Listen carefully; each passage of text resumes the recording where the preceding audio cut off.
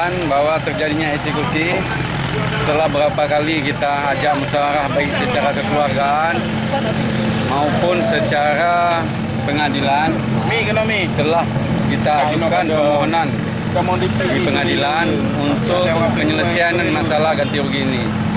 Setelah ini kami menitipkan dana ke pengadilan sesuai dengan Undang-Undang Nomor 6 Tahun 2008 bahwasannya tanah milik masyarakat yang demi kepentingan umum dapat disita oleh negara sesuai dengan ganti ruginya. Jadi ganti rugi yang telah kami titipkan pada Pengadilan Negeri sekitar 978 juta rupiah. Berapa luas Pak? Luas sekitar